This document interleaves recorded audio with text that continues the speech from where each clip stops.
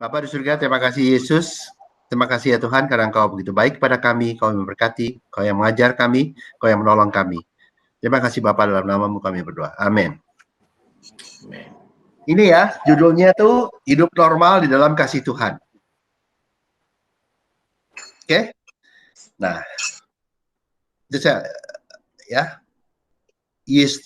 Dan ini adalah di Yohanes 4. Itu kita kasih lihat, saya ingin kasih lihat di firman ya. Bahwa Tuhan Yesus itu hidupnya normal, nggak aneh. Ya.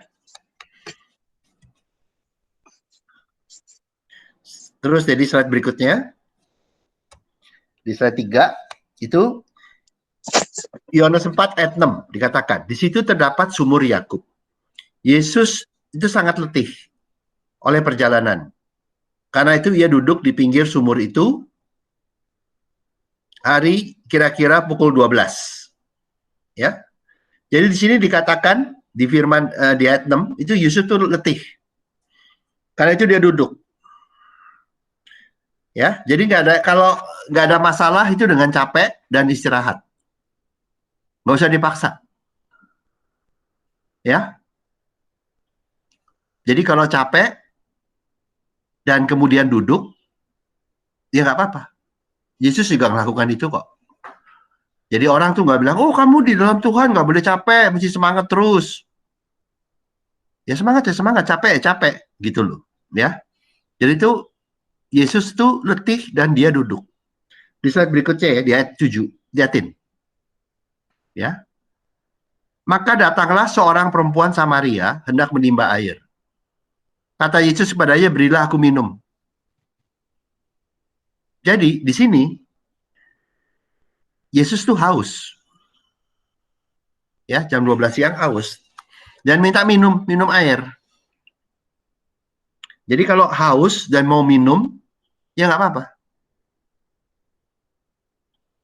Ya.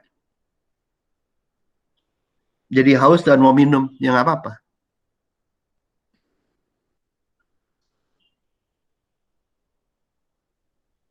Yang suka puasa itu orang lain kok. Murid-muridnya nggak puasa kok, Yesus. Ya. Berikutnya. Ayat 8. Sebab murid-muridnya telah pergi ke kota membeli makanan. Jadi kenapa beli makanan? Ya karena lapar mau makan. Yesus juga perlu makan. Tidak masalah dengan menjadi lapar dan mau makan. Ya, lihat nggak? Di ayat Yohanes 4 ayat 6, 7, dan 8. Ayat 6 tadi bilang Yesus tuh letih. Karena itu butuh istirahat. Itu kan sesuai kedokteran ya. Kalau capek ya beristirahat.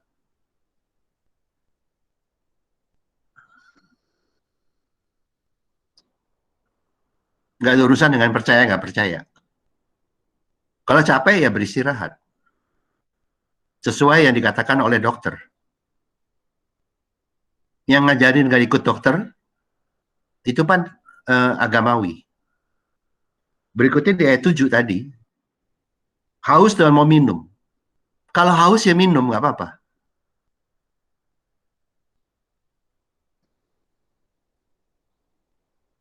Jadi nggak dibilang, oh kamu kalau minum kamu nggak punya iman. Itu orang agamawi yang ngajarin. Terus dikatakan juga, ayat 8 tadi, pergi beli makanan. Kalau lapar ya makan. Nggak bilang bahwa wah saya itu kalau masih makan nggak apa mesti lapar nggak punya iman gitu. Itu orang agamawi yang ngajarin. Ya, jadi tadi lihat ya, ayat 6, 7, dan 8. Kemudian di ayat 9. Maka kata perempuan Samaria itu kepadanya, masakan engkau seorang Yahudi minta minum kepadaku seorang Samaria? Sebab orang Yahudi tidak bergaul dengan orang Samaria. Yesus bergaul dengan orang Samaria. Yesus orang Yahudi bergaul dengan Samaria. Nggak masalah tuh, sukunya beda.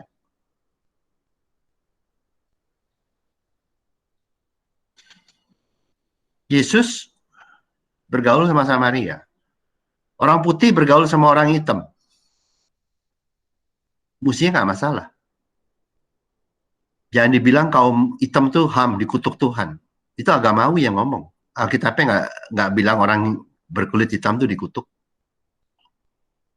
Itu yang ngajarin agamawi, bukan Bible.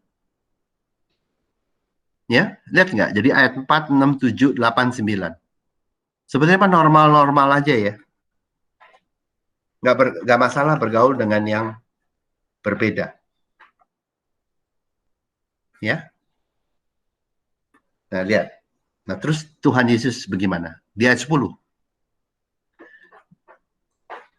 Yohanes 4 ayat 10. Jawab Yesus padanya, jikalau engkau tahu tentang karunia Allah, dan siapakah dia yang berkata kepadamu, berilah aku minum, niscaya engkau telah meminta kepadanya, dan dia telah memberikan kepadamu air hidup. Yesus hanya bergantung sama kasih Tuhan, atau karunia Tuhan. Kalau agamawi, itu bergantung dengan kehebatan dia untuk gak ke dokter, kehebatan dia untuk puasa, kehebatan dia untuk puasa minuman, kehebatan dia untuk puasa makanan, kehebatan dia untuk nggak ketemu orang yang najis,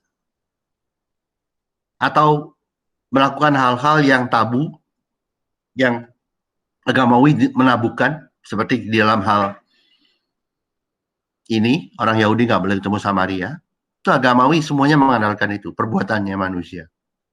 Nggak boleh ke dokter, nggak boleh makan, nggak boleh minum, ya, nggak boleh ketemu orang tertentu, banyak peraturan. Kalau Yesus bilang enggak, Yesus sendiri loh, ya, bilangnya enggak, dia jalan normal aja hidup.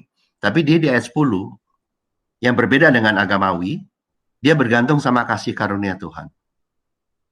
Dia bergantung sama karunia Allah. Dia tahu Tuhan mengasihi, dan Tuhan itu yang mengasihi itu memberkati dengan karunia, dengan berkat. Dia berkata, jika engkau tahu tentang karunia Allah. Ya, itu bedanya ya. Itu yang hidup orang Kristen.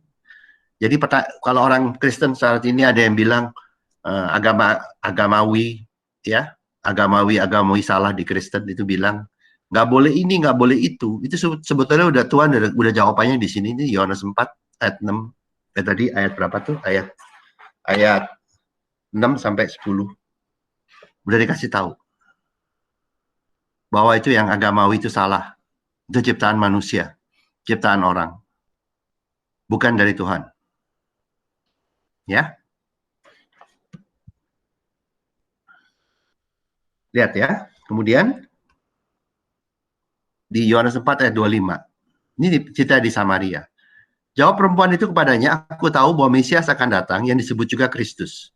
Apabila ia datang, ia akan memberitakan segala sesuatu kepada kami. Kata Yesus kepadanya, ya, akulah dia yang sedang berkata-kata dengan engkau. Jadi perempuan Samaria itu berkata, apabila ia datang, apabila Mesias datang. Ya. Jadi ada waktunya datang, ya, seperti itu di mata orang Samaria atau itu. Tapi jawaban Yesus, akulah dia yang sedang berkata-kata dengan engkau. Jadi jawaban Tuhan adalah waktu Tuhan itu sudah datang. Kalau orang agamawi itu selalu masih menunggu-nunggu, melakukan KKR untuk memanggil hadirat Tuhan,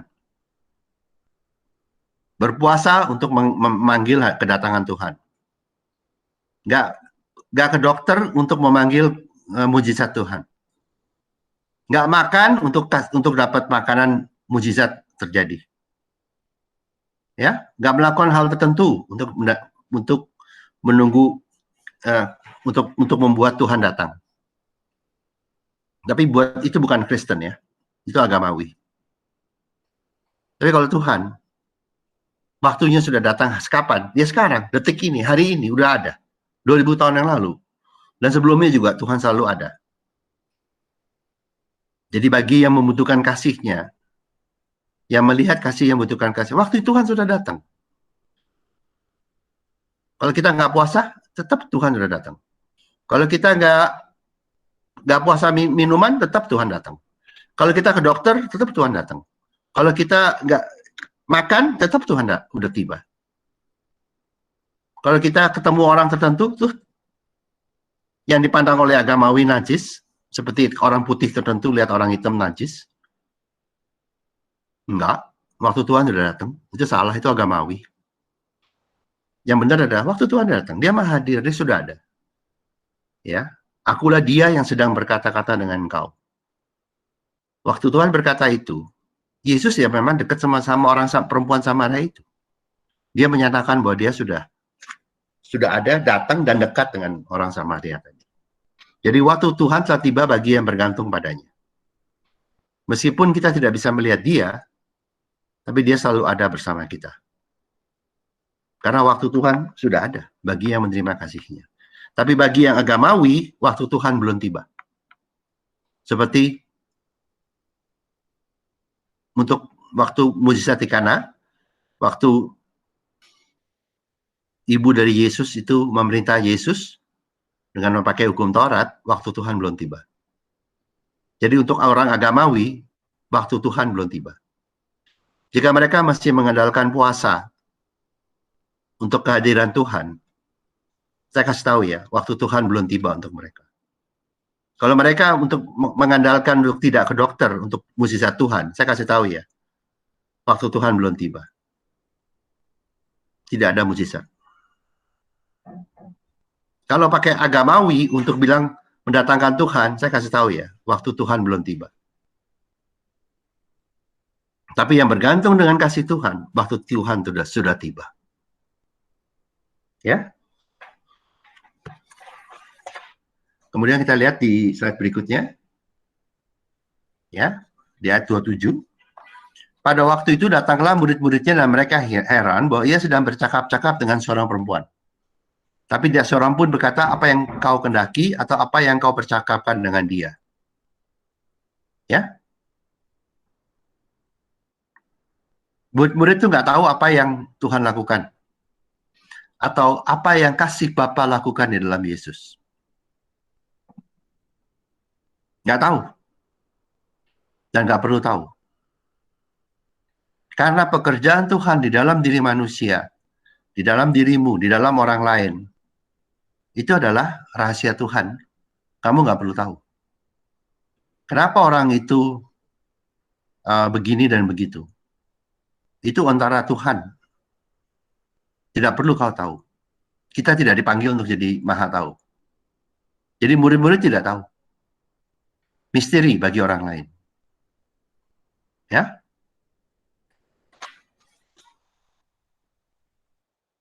Kadang-kadang makan apa? Banyak agamawi. Itu ngelihatnya orang lain tahu. Dia pikir orang tertentu yang dianggap lebih kudus itu bisa memberi jawaban bagi dia. Seakan-akan akan tahu yang akan terjadi. Seakan-akan orang tertentu tuh lebih tahu untuk hidupmu. Dan orang tertentu itu lebih punya nubuatan untuk hidupmu. Enggak, saya bilang. Misteri tetap. Tuhan itu Tuhan. Orang ya nggak usah tahu tuh. Orang tidak akan tahu apa yang akan Tuhan lakukan, apa yang Tuhan lakukan. Ya, karena banyak orang bergantung pada seperti itu. Dia pikir orang lain itu diberkati sehingga dia orang lain itu adalah maha tahu. Dia nggak cari Tuhan, dia cari orang tertentu. Enggak. Ya, orang tersebut tidak akan tahu apa yang akan terjadi. Makanya banyakkan sekali nubuatan di gereja itu bohong. Kebanyakan sekali itu nggak benar. Saya kemarin mau dapat juga. Langsung baca, langsung tahu. Itu bohong, nggak benar. Tapi itu disebar. Dan dilihat sebagai kebenaran. Dianggap sebagai rema kebenaran. Bohong semua, nggak akan terjadi. Ya, karena mereka tidak tahu Tuhan. Mereka tidak tahu kasih Tuhan. Mereka ngikutin otaknya sendiri. Karena itu selalu salah. Agamawi ya gitu. Kelihatannya pinter tapi bodohnya nggak karuan. Ya. Kemudian di 10. Ya. Di slide 10. Maka perempuan itu meninggalkan tempatnya di situ, lalu pergi ke kota dan berkata kepada orang lain situ, mari lihat, di sana ada seorang yang mengatakan padaku segala sesuatu yang telah kuperbuat. Mungkinkah dia Kristus itu? Dan mereka pun pergi keluar kota lalu datang kepada Yesus. Jadi, dengan Yesus bersaksi, Yesus menyatakan, siapakah dia? Bukan hanya perempuan itu yang menjadi mengenal Yesus, tapi orang-orang di desa, di tempat perempuan itu tinggal. Ya, banyak yang datang semua ke Yesus. Jadi yang terjadi adalah lebih besar daripada yang dapat dibayangkan oleh orang. Pekerjaan Tuhan dalam kita akan lebih besar dapat kita bayangkan. Itu pasti begitu. Tuhan bekerja dan pasti lebih besar dapat kita bayangkan. Ya. Dan lebih besar daripada orang lain dapat bayangkan juga. Kalau Tuhan bisa dibayangin, bukan Tuhan.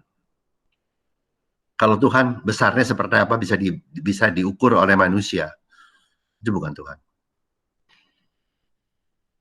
Kalau Tuhan masih bisa diukur oleh teologi, ya, itu bukan Tuhan. Ya, pekerjaan Tuhan itu selalu lebih besar, pasti terjadi, lebih besar dari yang dapat kita bayangkan. Makanya nggak usah bayangin, terima aja. Setelah terima, ngeliat baru tahu gedenya.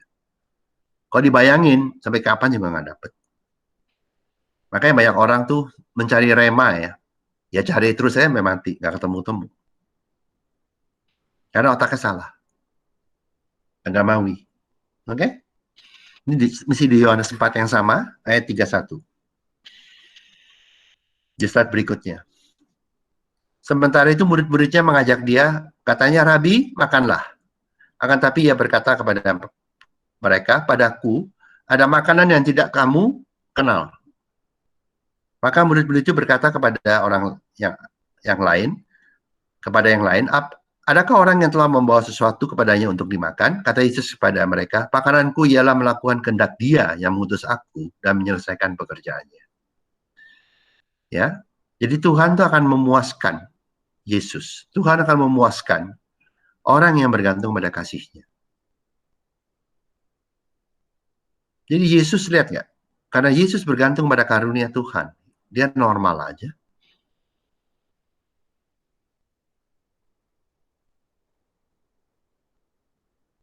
Tuhan Bapa memuaskan Yesus dengan Yesus melakukan kehendaknya, banyak yang bertobat, melihat mukjizat dan kasih Tuhan. Dan Yesus juga tetap dapat makanan loh, secara jasmani. Dapat dua-duanya. Yang bergantung sama kasih Tuhan, Tuhan akan puaskan. Lengkap. Bukan hanya secara rohani, jasmani juga. Yang bergantung pada agamawi, pada puasanya, pada kehebatannya, pada dirinya, mereka akan bergantung sama agama teologianya. Kalau teologianya bisa menjawab, bisa bikin mereka memberkati, ya silahkan.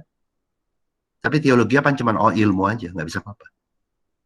Karena itu mereka ya sendirian. Sering banyak kesulitan. Karena tidak diberkati. Bukan karena Tuhan tidak sayang. Karena mereka Tuhannya bukan Tuhan. Ya, Tuhan akan puaskan mereka yang bergantung sama kasih-Nya. Yang menerima kasih-Nya ya Tuhan, kasih-Nya akan memberkati. Yang menolak kasih-Nya karena memilih jalan agamawi, Tuhan ya diam aja, biar aja agamawinya yang berkati. Karena jadi berhala semua. Dan itu ada ya, kita jangan ke sana. Oke?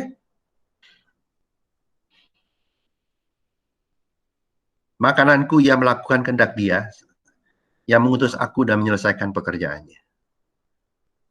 Tuhan Yesus tidak perlu disuruh manusia. Tuhan Yesus tidak perlu didorong-dorong oleh manusia. Tuhan Yesus, yang membuat Tuhan Yesus bekerja dan memberkati kita adalah kehendak Bapa. Dia cuma dengerin kehendak Bapa. Makanya banyak sekali pendoa syafaat gak dijawab doanya. Karena mereka pikir dengan doa syafaatnya bisa menggerakkan Tuhan. Tuhan Yesus dengarnya kepada Bapa. Kalau pendoa syafaat kita adalah Yesus Kristus dan Roh Kudus, Bapa bekerja, Tuhan bekerja. Kalau yang doain cuman orang daging sendiri, biarpun 1000 orang pendoa syafaat daging semua, nggak bisa. Karena makananku ialah melakukan kehendak Dia yang mengutus aku dan menyelesaikan pekerjaannya. Kalau kita bergantung sama orang lain, pendoa syafaat, pendeta ataupun apa, ya Tuhannya diem. Tapi kalau kita mengaku bahwa kita membutuhkan Dia, Tuhannya yang kerja. Sesimpel itu. Kenapa agamawi megah-megah tapi nggak dijawabin doanya? Karena mereka memberhalakan doanya. Kenapa puasanya nggak dijawab? Karena mereka memberhalakan puasanya. Kenapa mereka banyak sakit dan lain-lain? Ya karena mereka memberhalakan imannya. Ya. Ini terus yang berikutnya, kita lihat ya, ini dari Paulus ya. Di slide berikutnya. Paulus berkata kepada Timotius, janganlah lagi minum air saja, melainkan tambahkan anggur sedikit, berhubung pencernaanmu terganggu dan tubuhmu sering lemah. Jadi Paulus juga ngerti. Paulus memberikan nasihat yang ditulis di Alkitab kepada Timotius. Untuk Timotius mengikuti ilmu kesehatan dengan minum anggur sedikit supaya nggak sakit. Jadi kalau ada orang-orang yang cerita ilmu kesehatan itu dari iblis, saya kasih tahu, orang yang cerita itu dari iblis malah. Kalau ada pendeta yang cerita anti kesehatan, saya kasih tahu, dan dia bilang tuh mengikuti ilmu kesehatan itu dari iblis. Di Alkitab itu ditulis, ini logos. Paulus saja nulis kok di Alkitab untuk Timotius mengikuti ilmu kesehatan. Dan itu baik adanya.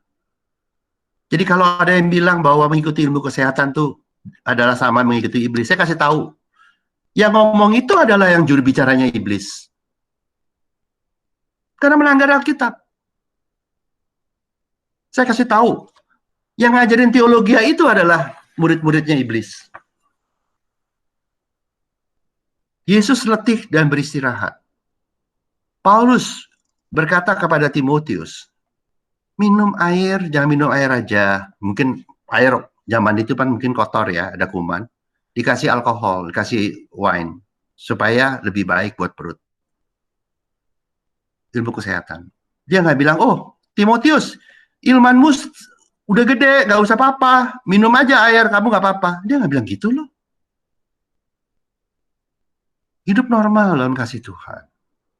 Percaya kasih Tuhan. Jangan percaya agamawi.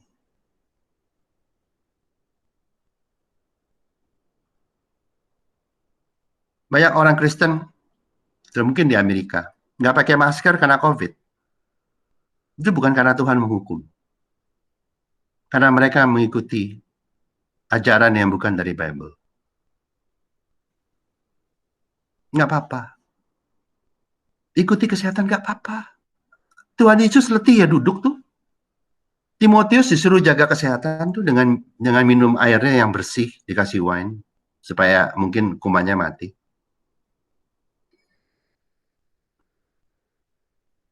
Jadi hati-hati ya dengerin, karena banyak di dunia teologi yang ngaco semua.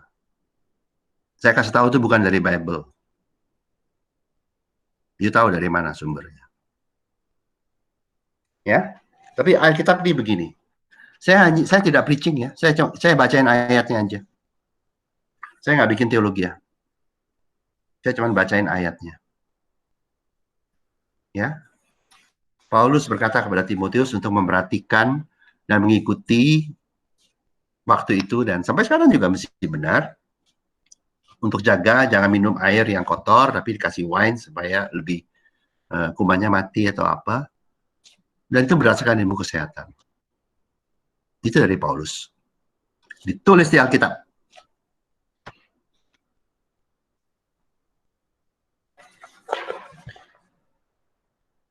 Ya kebetulan. Karena Tuhan tahu banyak pengikutnya akan jadi aneh-aneh. Karena itu dia sudah kasih tahu jawabannya kepada kita supaya kita juga ada ngerti. Karena agamawi sudah meracuni. Sudah tahu, Tuhan sudah tahu. Nanti Tuhan yang akan bukain karena sudah dikasih jawabannya. 2000 tahun yang lalu dikasih tahu. Bapak akan banyak memimpin di gereja yang ngaco. Tapi Tuhan tahu dan Tuhan akan yang membereskan dan sudah kasih jawabannya 2000 tahun yang lalu. Ya, kita nggak usah apa-apa. Tuhan aja yang kerja, nanti beresin. Udah dijawabin kok. Cuma jangan kita kena. Ya, tidak ada masalah dengan mengikuti ilmu kesehatan. Menurut Alkitab. Oke. Kalau ada yang berpikir otoritas orang tertentu lebih tinggi dari Alkitab, terserah. Kalau saya enggak. Karena kita lihat di Filipi 2 ayat 12. Ya. Hai saudara-saudaraku yang kekasih, kamu senantiasa taat. Karena itu tetaplah kerjakanlah keselamatanmu dengan takut dan gentar. Bukan saja seperti waktu aku masih hadir, tapi terlebih pula sekarang waktu aku tidak hadir. Karena Allah lah yang mengerjakan dalam kamu baik kemauan maupun pekerjaan menurut kerelaannya. Ya, yang pertama ya, di sini yang saya kuningin. Karena Tuhanlah yang bekerja di dalam kamu. Tuhan yang bekerja. Menurut Tuhan ngikutin siapa? Ngikutin pendeta? Ngikutin siapa? Mengikuti kemauan Tuhan, mengikuti kasih-Nya. Menurut kerelaannya, menurut kasih-Nya, menurut kebaikannya. Tuhan nggak bisa disuruh dan nggak perlu disuruh. Yang sempurna dan maha tahu, yang maha kasih, nggak perlu disuruh. Sudah tahu dan sudah melakukannya. Tidak ada yang manusia bisa tambahkan kebaikan kepada Tuhan. Tidak ada yang pendeta bisa tambahkan kebaikan kepada Tuhan. Tidak ada puasa manusia yang bisa menambahkan kebaikan Tuhan. Tidak ada teologi manusia yang bisa menambahkan kebaikan Tuhan. Tidak ada teologi orang dan gereja yang bisa menambahkan kebaikan Tuhan yang sempurna. Ini yang Paulus tulis. Kerjakan keselamatanmu dengan takut dan gentar. Karena kita bisa ngaco. Karena kita bisa dikacau oleh pendeta. Karena kita bisa dikacau oleh orang-orang yang di gereja yang kita anggap lebih pintar dari kita. Paulus berkata kepada Filipi, gereja Filipi, bukan dengan hukuman ya, ini dengan kasih. Filipi gereja yang baik. Mengingatkan bahwa Tuhan yang bekerja, sudah bekerja, akan bekerja di dalam kita yang percaya. Jangan dengar orang ngaco. Jangan dengar teologi yang ngaco. Jangan mendengar pendeta ngaco. Itu maksudnya. Dan Paulus di sini ya, berkata, coba lihatin ya. Hai saudaraku kasih, kamu senantiasa taat. Karena itu tetaplah kerjakanlah keselamatanmu dengan takut dan gentar. Bukan saja seperti waktu aku masih hadir, tetapi terlebih pula sekarang waktu aku tidak hadir. Jadi Paulus di sini berkata, waktu aku ada, kamu mengerjakan keselamatanmu dengan berdasarkan Tuhan yang bekerja dalam kamu. Waktu aku tidak ada, lebih lagi. Kenapa?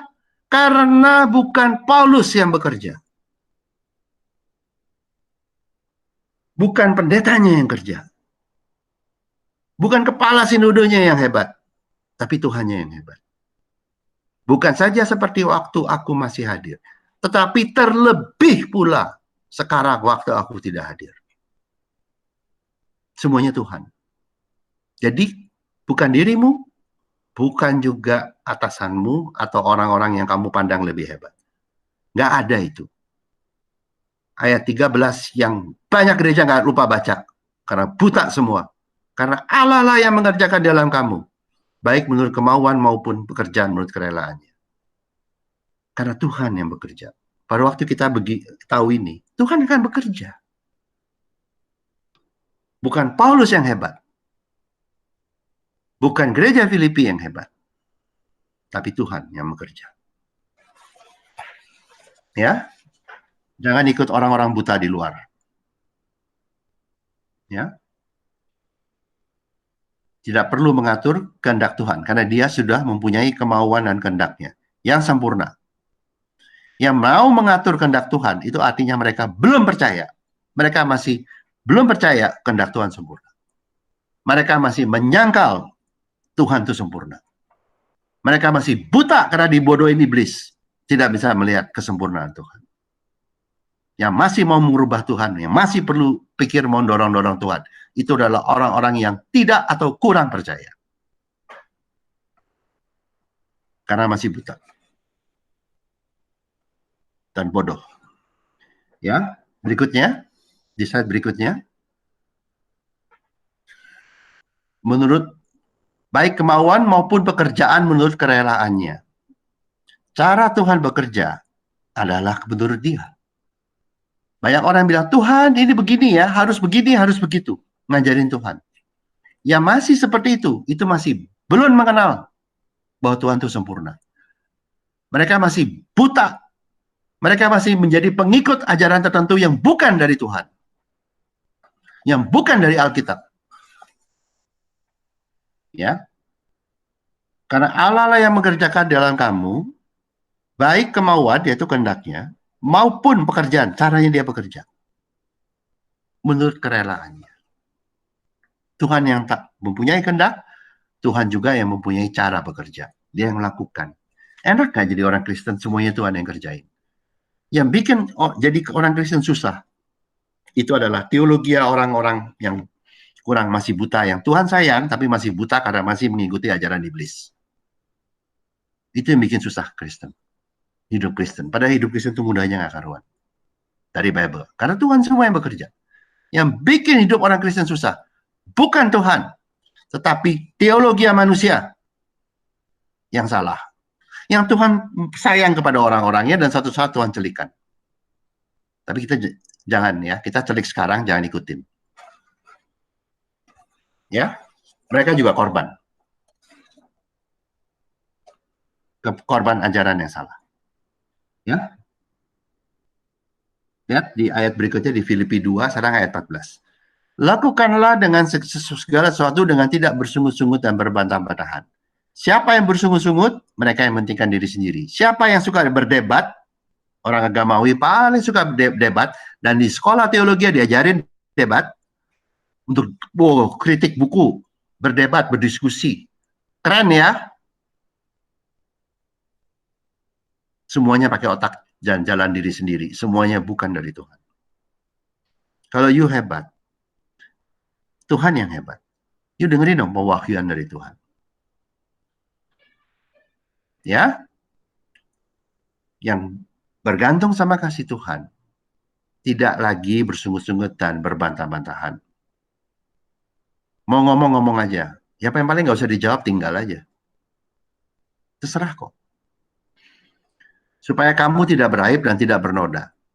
Sebagai anak-anak Allah yang tidak bercela di tengah-tengah angkatan yang bengkok hatinya dan yang sesat ini. Ya, yang paling suka debat, orang Farisi dan ahli Taurat. Yang paling, tadi saya ada khotbahin ya, ahli Taurat siapa? Yang suka mengandalkan kerja keras untuk datang ke Tuhan.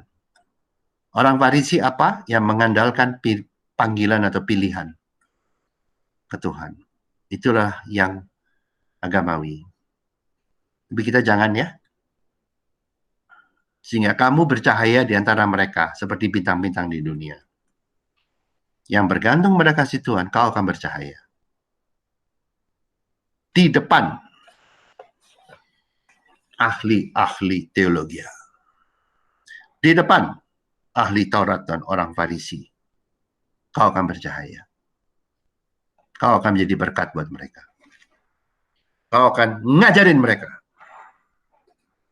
Kau akan menjadi contoh bagi mereka. Kita. Karena kita bergantung sama kasih Tuhan, mereka bergantung pada teologi dan otak diri sendiri. Agamawi. Mereka bikin formula macam-macam. Nggak boleh ke dokter. Harus puasa minum, puasa makan. Kalau letih nggak boleh ngasok. Nggak boleh ke dokter. Nggak boleh bergaul dengan tertentu. Harus dari tiap hari kebaktian. Nggak boleh ketemu orang dunia. Seperti orang Yahudi nggak boleh ketemu orang Samaria. Semuanya kalau Tuhan bilang nonsense. Ya, itu agamawi semua. Kesia-siaan semuanya. Silahkan mereka bekerja. Tuhan sayang. Mereka akan capek sendiri. Itu ajaran agamawi. Yang Tuhan kasih lihat di Yohanes 4 dari ayat 6 sampai 10. Gak gitu tuh Tuhan Yesus. Mereka tidak bisa melihat karena mereka masih korban dan buta. Ya, tapi kita nggak lagi ya, kita tidak bisa lihat. Jadi itu dia 14. Lakukan. Jadi semuanya hidup normal, tapi tidak bergantung pada kekuatan sendiri, bergantung sama kasih karunia Tuhan, karena Tuhan yang bekerja. Kan sama toh. Dan ditekankan di ayat 16 apa? Ayat 16. Sambil berpegang pada firman kehidupan, agar aku dapat bergah pada hari Kristus. Ya, bahwa aku tidak percuma berlomba dan tidak cuma bersusah-susah. Jadi, hidup normal karena Tuhan yang bekerja. Bukan kita yang bekerja. Jangan pikir dengan puasa minumanmu kamu bisa menggerakkan Tuhan. Jangan pikir dengan puasa makanan kamu bisa menggerakkan Tuhan. Jangan pikir dengan tidak ke dokter kamu bisa menggerakkan Tuhan. Jangan pikir dengan menolak ilmu kesehatan kamu bisa menggerakkan Tuhan. Jangan pikir dengan tidak bergaul dengan